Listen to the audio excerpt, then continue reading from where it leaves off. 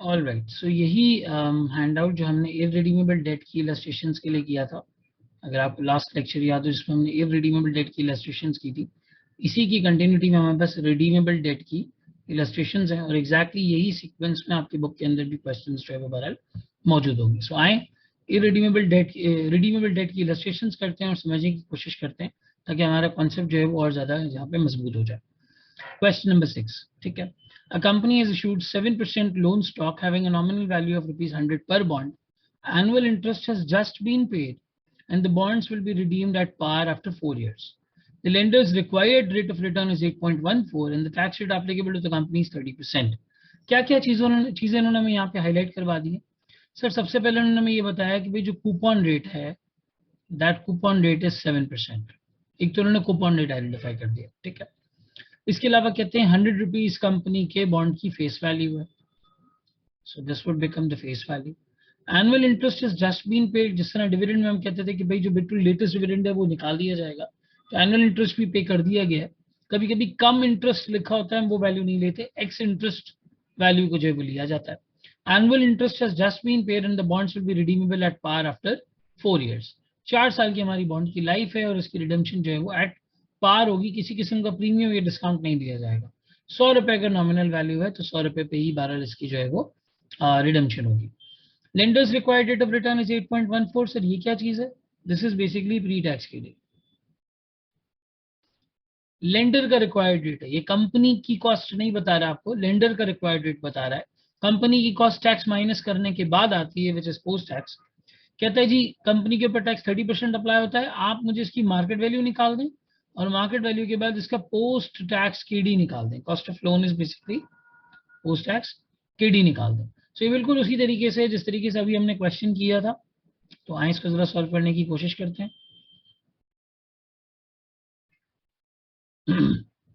7% is the coupon rate. सबसे पहले हमें इसकी मार्केट वैल्यू कंप्यूट करनी है।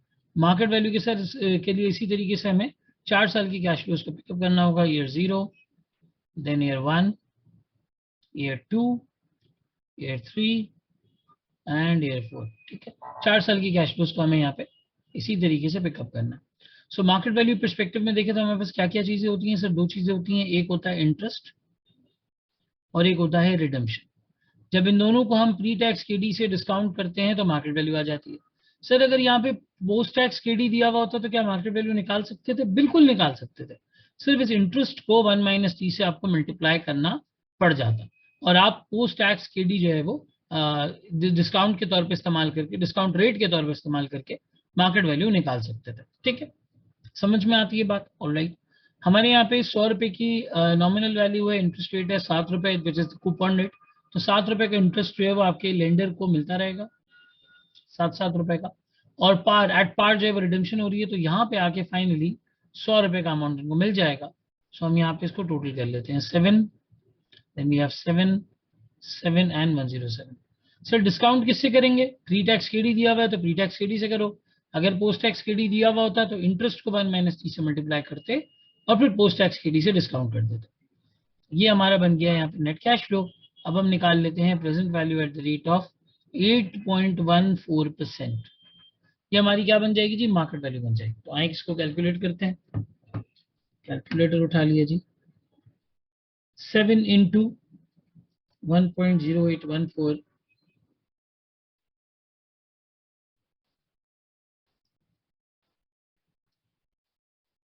raised to the power -1, then -2, then -3, ठीक है। आप एनविटी से जाएं तो एनविटी से भी इसको सॉल्व कर सकते हैं। 3 साल की एनविटी आप इसके ले लें, फिर उसके बाद 107 को जो है वो 12 डिस्काउंट करें।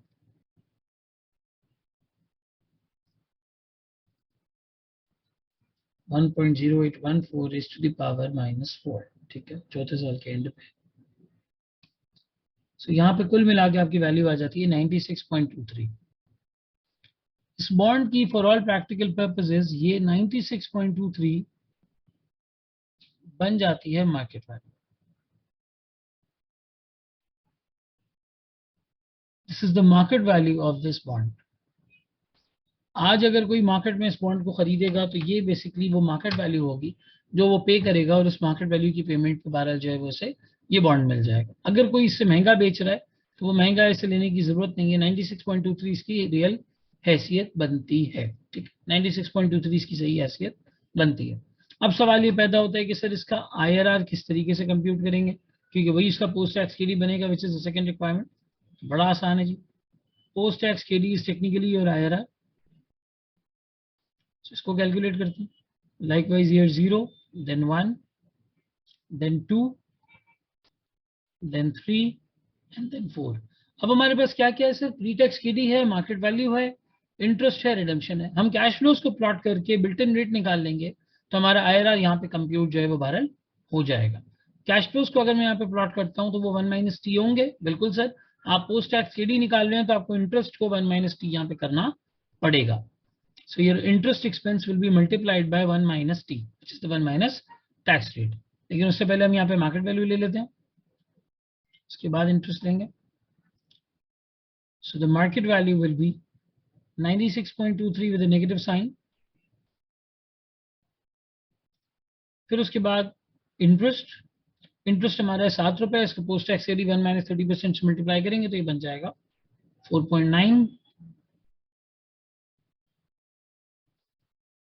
ये 4.9 हो गया। एट द सेम टाइम अगर मैं रिडेम्पशन अमाउंट की बात करूं तो रिडेम्पशन अमाउंट पोस्ट टैक्स नहीं होता, बार बार बोल रहा हूं, रिडेम्पशन अमाउंट पोस्ट टैक्स नहीं होता, इसको अपने पास कहीं नोट कर लीजिएगा। ठीक है, अभी हमारे यहाँ पे कैश फ्लोज जो है वो बनते चले जा रहे हैं। So here is this negative of 96.23, then we have 4.9, 4.9, 4.9 and 104.9। ठीक है, हमें यहाँ पे क्या करना होगा? हमें यहाँ पे दो प्रेजेंट वैल्यूज लेनी होगी और दोनों प्रेजेंट वैल्यूज से डिस्काउंटिंग करके IRR निकालना होगा। सर यहाँ पर एट द सेम टाइम अगर मैं देखूं तो मेरा इंटरेस्ट रेट कितना था सर? 7% था। करीब करीब मैं जब इसको पोस्ट टैक्स करता हूँ 4.9 के आसपास बनता है, तो पहली प्रेजेंट वैल्यू में 5% पे निकाल देता हूँ। Well, present value eight the rate of 5%।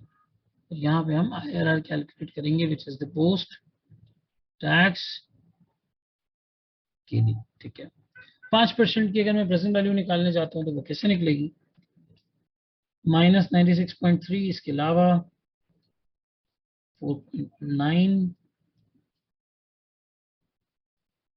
5 raised to the power -3, 0.05, ठीक है, plus eight the same time 104.9 into 1.05 raised to the power -4।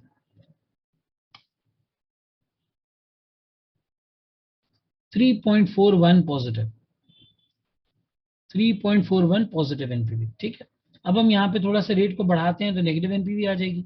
8% pickup कर लेते हैं। सर 8% पे क्या वैल्यू आती है? So 96.23 is going to remain the same, 4.9 is going to remain the same. हम यहाँ पे ले रहे हैं 8%, सब जगह हो जाएगा 1.08 and then eventually 104.9 will also be discounted with 1.08. So ये आपकी नेगेटिव एनपीवी बनती है 6.5। 6.5 आपकी नेगेटिव एनपीवी बनती है। IRR का सेम फार्मूला अप्लाई करेंगे और IRR का फार्मूला अप्लाई करके इसको कैलकुलेट करेंगे। सो जो पॉजिटिव है उसका हम एनपीवी ए और 8% ले रहे हैं। ठीक है, सो 5% into 5% plus NPVA upon NPVA minus NPVB. So NPVA is 3.41 upon 3.41 minus 6.5, ठीक है, into 8% minus 5%।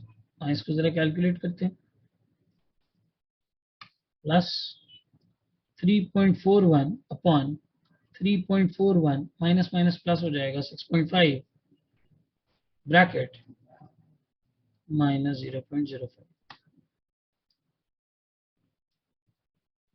कुल मिला के हमारे पास जो यहाँ पे रेट आता है that is 6.03%।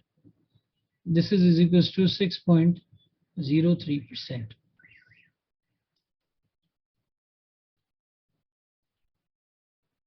So if I write the IRR over here, this is 6.03%। ये आपका बन जाएगा पोस्ट टैक्स केडी। ठीक है, इसके अंदर क्या हुआ है सिनेरियो में? इसने हमसे दोनों चीजें कैलकुलेट करवाई।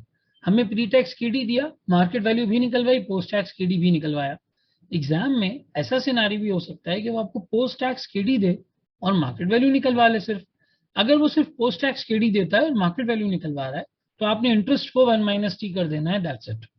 इंटरेस्ट 1 माइनस टी हो जाएगा, रिडम्पशन का अमाउंट आ जाएगा, discount rate will be your post tax KD और डिस्काउंट करके आप मार्केट वैल्यू यहाँ पे कैलकुलेट कर लेंगे। So this could be also one of the scenarios जहाँ पे सूरत हाल हो सकती है।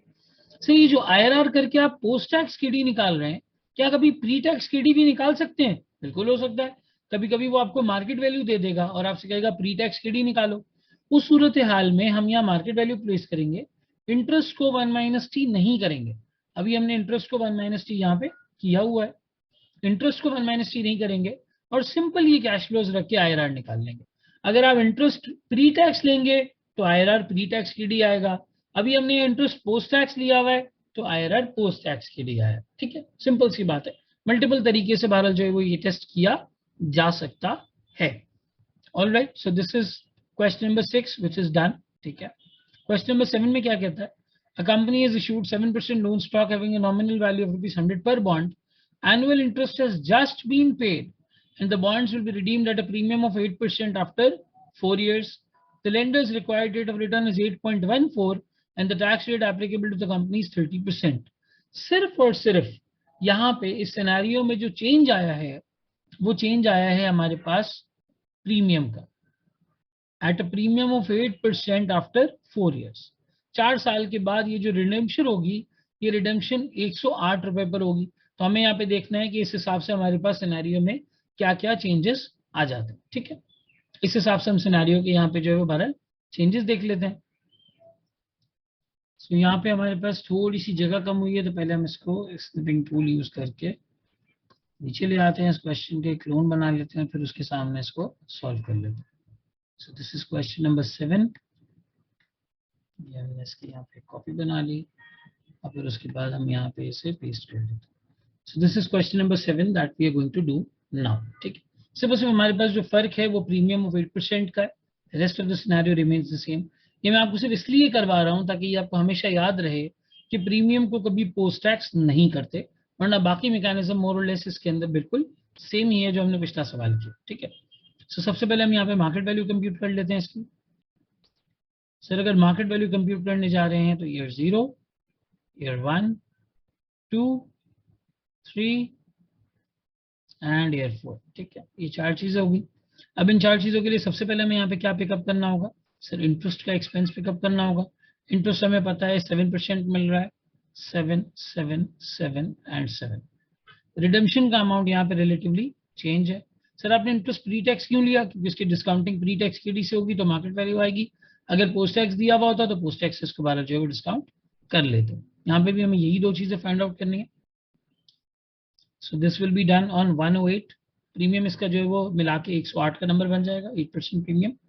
अब हम इसको यहाँ पे टोटल कर लेते हैं, -7 देन 7 देन 7 एंड देन 115। ठीक है, इसकी आप प्रेजेंट वैल्यू निकाल लें एट द रेट ऑफ 8.14%।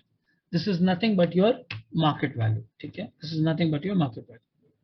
सो हम यहाँ पे 1.0814 raised to the power -3 0814 ये हमने यहाँ पे क्लोज किया। देन ये 115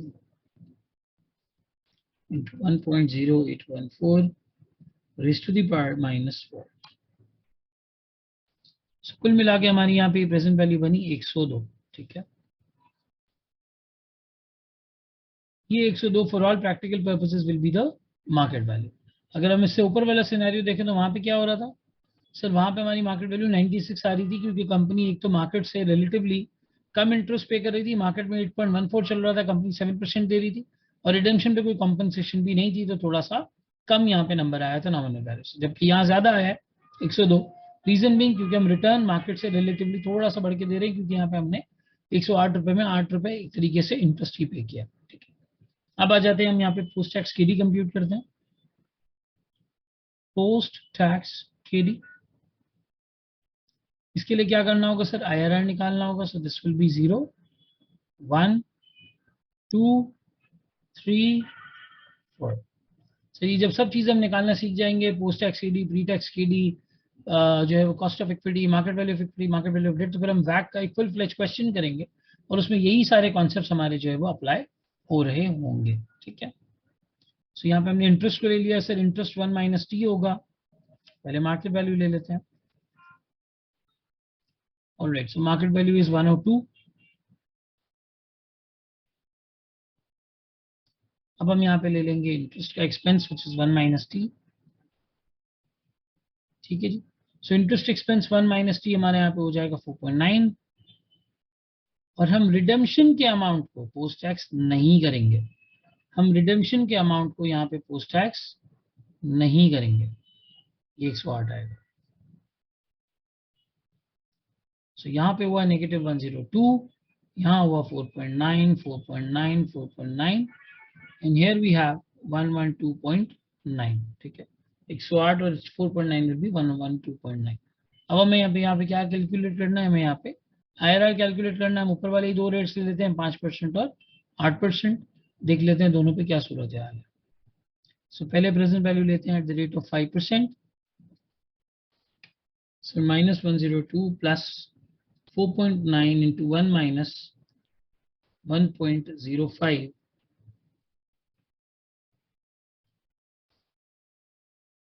ठीक है,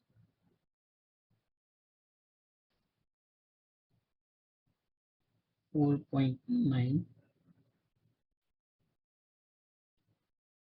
and then we have 112.9 into 1.05 raised to the power minus 4. So this gives us an NPV of 4.23, 4.227 है, राउंड ऑफ हम इसको लेते हैं 4.23। ठीक है, ये एक पॉजिटिव एनपीवी है। अब हमें रेट बढ़ाना पड़ेगा ताकि नेगेटिव एनपीवी आए। हम प्रेजेंट वैल्यू ले लेते हैं 8% पे। सर अगर हम 8% पे प्रेजेंट वैल्यू लेते हैं तो क्या चेंज आता है, 8%, देन वी हैव अनदर 8%, 1.08। ठीक है, so this gives us a negative NPV of 6.38 minus 6.38। तो अब यहाँ पे हमारा IRR या हमारा पोस्ट टैक्स KD क्या निकल के आएगा, इसको हमें फॉर्मूले की मदद से देखते हैं। IRR is equals to 5% plus 4.23 upon 4.23 minus 6.38 bracket 8% minus 5%। ठीक है, सो हमारा IRR यहाँ पे क्या निकल के आता है, 5 plus 4.23 upon 4.23 minus bracket minus 6.38 into 8% minus 5%। ठीक है, so this gives us an IRR of 6.19%, 6.19% ये हमारा IRR निकलता है। This is also our post tax KD। This is also our post tax KD। अगर मैं ये सूरत हाल यहाँ पे देखता हूँ तो इधर मेरा पोस्ट टैक्स KD क्या था सर, अ बिट डिफरेंट 6.03, यहाँ पे रिलेटिवली थोड़ा डिफरेंट है। But why is that so sir, इसलिए क्योंकि कंपनी ने 8% का तकरीबन रिडेम्पशन के अंदर एक अमाउंट जो है वो बढ़ा दिया। दैट इज वाई ये डिफरेंस, ये डेल्टा हमारे पास जो है वो यहाँ पर आ रहा है। ठीक है, एक्सेलेंट हो गया जी। अब हम आ जाते हैं हमारे क्वेश्चन नंबर 8 के ऊपर। क्वेश्चन नंबर 8 में कहते हैं Javed limited has an issue 7% bonds redeemable after 6 years, 6 साल बाद हो रहे हैं, 7% के बॉन्ड्स हैं। The bonds are redeemable at a 5% premium to their nominal value of ₹100 per bond and have a current market value of 104.5। यहाँ इन्होंने आपको मार्केट वैल्यू निकाल के दे दी है, कह रहे हैं कॉस्ट ऑफ डेट निकालो रिडीमेबल बॉन्ड्स का। सर क्या टैक्स गिवन है, नहीं सर टैक्स हमारे पास गिवन नहीं है। तो ये जो कॉस्ट ऑफ डेट ये हमसे मांग रहा है, ये नेचुरली कौन सी मांग रहा है, प्री टैक्स की डी मांग रहा है। इस मार्केट वैल्यू को रख के, इंटरेस्ट कूपन रेट के इंटरेस्ट को रख के और रिडेम्पशन के अमाउंट को रख के हम जो IRR कंप्यूट करेंगे वो IRR बेसिकली हमारा प्री टैक्स KD होगा। वो IRR बेसिकली हमारा प्री टैक्स KD होगा। सर किस तरह से आए, इसको भी जरा हम जगह कम होने की वजह से नीचे लेते हैं और फिर जो है उसको सॉल्व करते हैं।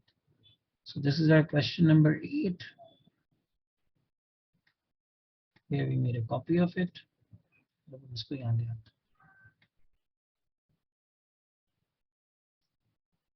All right, so let's paste the question over here. ठीक है, so ये क्वेश्चन नंबर 8 आ गया. अब इस क्वेश्चन नंबर 8 में क्या है हमारे पास, हमें उसने मार्केट वैल्यू निकाल के दे दी है, प्री टैक्स केडी निकलवा रहा है. तो हमें क्या करना होगा, हमें कैश फ्लोज को प्लॉट करना होगा for pre tax KD basically.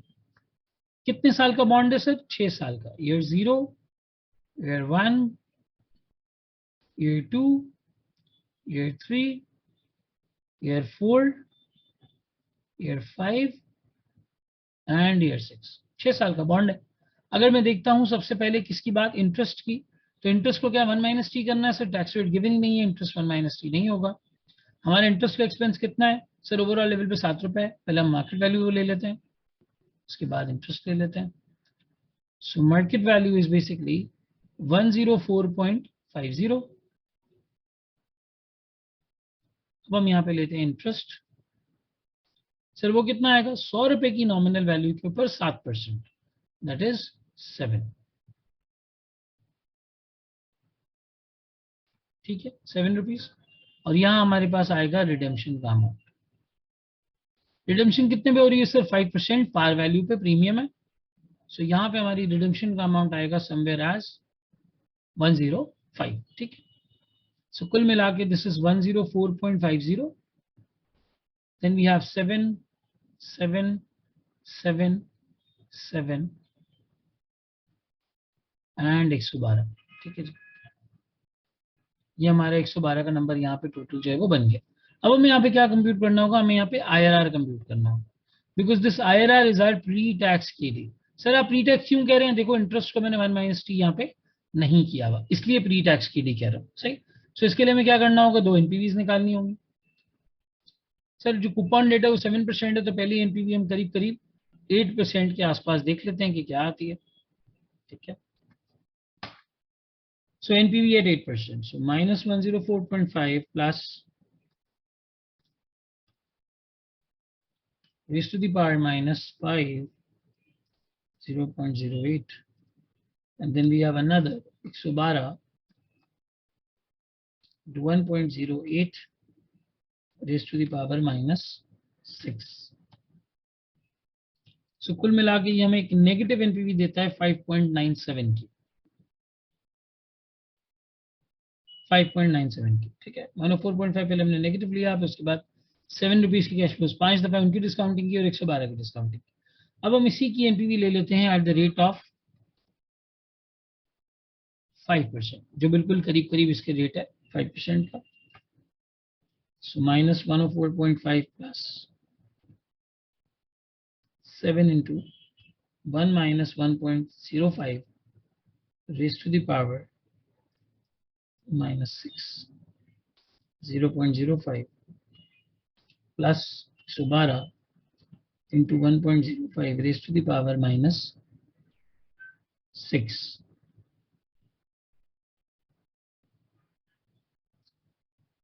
So हमारे पास कैश फ्लो आ रहा है 7 का 5 times, and then we have this 112 into 1.05 raised to the power minus 6. ठीक है, so this gives us a positive NPV of 9.38. अब हम यहाँ पे IRR का फॉर्मूला पुट करेंगे, जिसके हिसाब से 5% plus 9.38 upon 9.38 minus 5.97 into 8% minus 5%. ठीक है, हमारा IRR क्या कंप्यूट होता है sir, 5% plus 9.38 upon 9.38 plus 5.97 into bracket 8% minus 5%. So your IRR turns out to be 6.83%. यहाँ आपका जो IRR बन जाता है वो बन जाता है 6.83%.